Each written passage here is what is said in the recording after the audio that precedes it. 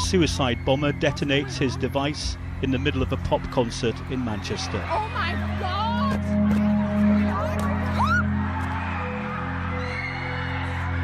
The effects are devastating.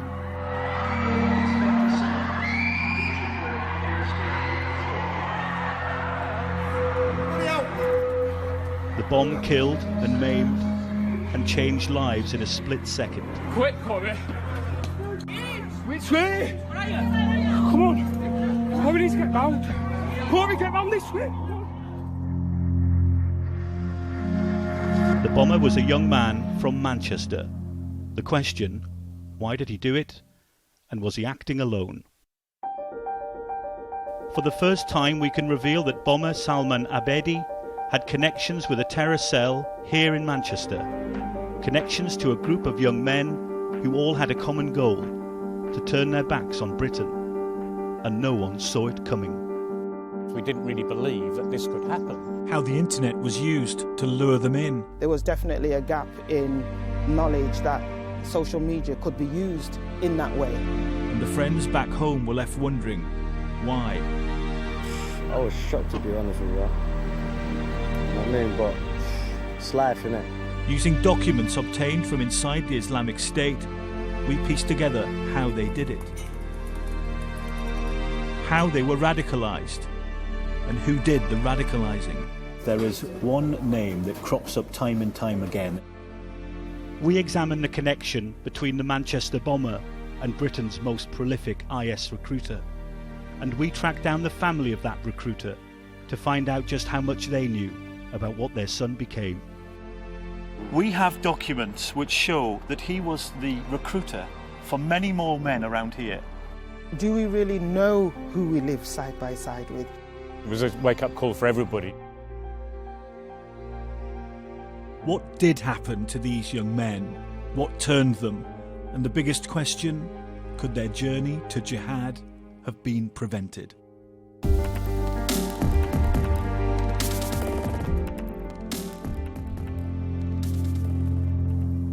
Just days before the attack on Manchester Arena, a young man called Salman Abedi flew into the UK from Libya. He walked past security, apparently unnoticed. But he's not here for a holiday or to see relatives. He's here to kill. Abedi was born in the Fallowfield area of Manchester in 1994, a son to Libyan parents who'd fled the Gaddafi regime. Later he would attend Didsbury Mosque, where his father would call Friday prayer and where his sister worked. On Monday night he made his way to Manchester Arena along with 21,000 other people who were attending a pop concert. On his back was a bag containing a bomb, which he would detonate at just after 10:30. But Salman Abedi did not act on his own. This didn't come out of the blue. We can now reveal that Abedi forged close connections with other young men who'd been radicalised here in South Manchester. Some of those young men have since gone on to fight with the Islamic State. They were part of a significant terror cell right in the heart of this city. Why were young men turning to jihad? A remarkable leak of information was about to tell us.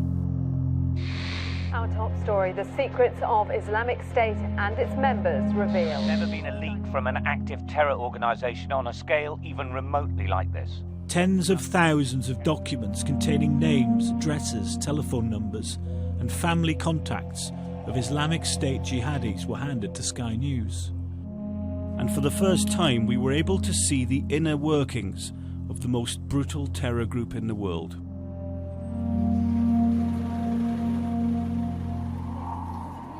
Back in Manchester, I wanted to find out why so many young men were leaving this city for Syria. File after file, we came across young men from Mossad who joined the Islamic State. On the face of it, they weren't connected, except they all had one thing in common. Looking through these files, there is one name that crops up time and time again, and that is the name Abu al-Kaka al-Britani. His real name is Raphael Hosti, young, just 24. a graphic design student, a poet and a rapper. Then on the 9th of October 2013, he joined the Islamic State. Raphael Hosty is at the centre of the South Manchester terror cell. Our files show he was a major recruiter for Islamic State and enlisted former RAF gunner Stephen Gray, electrical engineer Raymond Matimba, the former Guantanamo Bay detainee Ronald Fiddler, who killed himself in a suicide bomb attack in Mosul. They were all from the streets of South Manchester. Counter-terrorism sources have told Sky News that Salman Abedi not only had connections to Hosty, but that they believe Hosty may have radicalised him. Raymond Matimba was a smart, polite man, according to his friends, an electrical engineer who worked at a local firm. Then one day, he quit his job.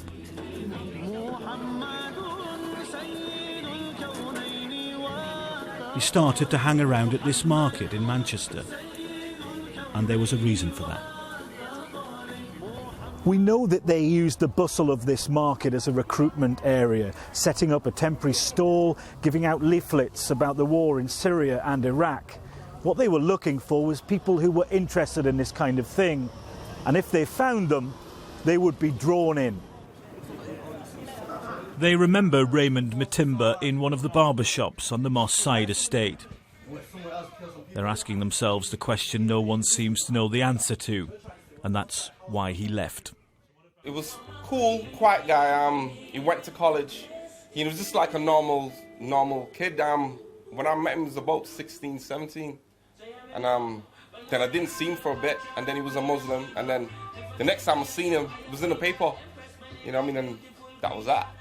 You know, I've not heard anything, or, you know. So when you stop and think about someone leaving Moss Side to go to fight for Syria, how do you get your head around that? I can't. You know what I mean? To just take it as face value. I can't comprehend it. What we do know is that Raymond Matimba died fighting for the Islamic State.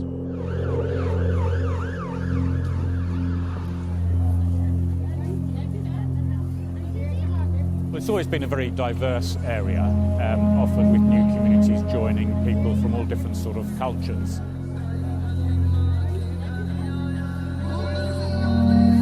Particularly in the early 1980s, right the way through, there was a huge problem with the gun and gang culture. 15-year-old Jesse James was shot dead last Saturday in the Moss Side area of Manchester. A lot of people sadly got shot, some murdered, until particularly a group of mothers decided enough was enough. It was a time where people were getting sadly caught in crossfires. It was a time where, you know, young people were sadly settling their scores by using deadly weapons, i.e. guns. And it was a time where, unfortunately, we had to bury too many young people. The whole context, including the context here in Manchester, had been about the IRA threat, including the Manchester bomb. And suddenly, terrorism was coming from abroad, and the whole threat was coming from abroad and from events, in other countries. And I think it took quite a while for the whole system to catch up with that. But as the community of Moss Side started to move on from guns and gangs, another threat was just around the corner. The British suicide bomber Islamic State says a man brought back to the UK after being detained at Guantanamo Bay has blown himself up. In February, details of Britain's latest IS fighter emerged. Jamal al-Harith was an Islamic State suicide bomber. His real name was Ronald Fiddler. He was born and raised in Moss Side. We have his registration documents, and he was recruited by Raphael Hosty. With so few answers, I wanted to speak to the family at the heart of this story. Raphael Hosty's parents haven't seen or heard from him for several years now. I wanted to ask them what they knew about their son, the Islamic State fighter. This is the first time they've ever spoken. He was very good, nothing. he's normally, you know what I mean? He practice and he, nothing, He go to university, That's it. He became one of the biggest recruiters for the Islamic State. No, I don't believe that. In Britain, he did. No, I don't believe that. I've got the files to show it. Do you want me to show you them? No, thank you, but I don't believe that. This is a document that we obtained from the Islamic State, which shows Raphael's name. It shows that he's British. Yeah. It shows his address. This is your address. Yes. It shows that he was a graphic designer, and it lists his mother's name. Correct? Yeah. It shows that he wanted to become an infiltrator. And it shows that he left and joined the Islamic State in 2013. We have documents which show that he was the recruiter for many more men around here. It's the proof. Maybe it's wrong. Maybe you're right. You think? You think it's wrong? No, I don't know. Yes, I'm not sure, but maybe you're wrong, We know because in the broad range of documents, they all tally up. And Raphael's name, time and time again, pops up as the recommender, the recruiter. He may have risen through the ranks, but it didn't end well for Raphael. His mother was told he died in a drone strike last year. How did she react when she realised her son had died? She upset, of course, when you lose, especially mom, the mother's not okay. Thank you, see, nice to meet you again. Sorry about that, thanks, gentlemen. See you. Thank you, take care.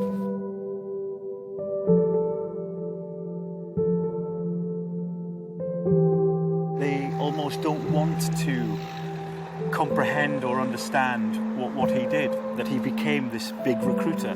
And he was from here, in a normal street in Manchester.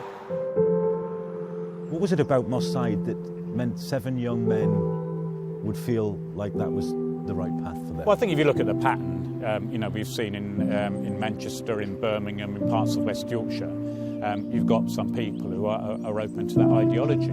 You play in young people who may feel a sense of alienation from the country that they're living in, and that's all right territory for ISIS to play in. I think one of the things that we have to remember is that, young people are very vulnerable, and that's just all young people.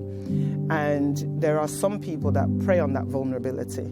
We have to educate people as to, what is terrorism? They're searching homes and making arrests in South Manchester now, an area with a checkered past, and it's once again in the spotlight.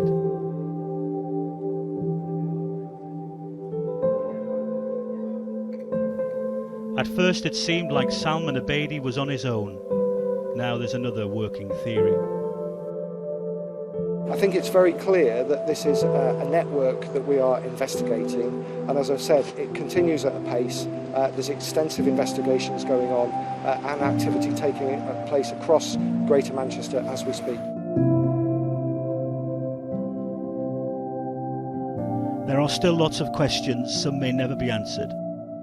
But one of the biggest counter-terrorism investigations Britain has ever seen is now underway, and no one really knows where it will lead.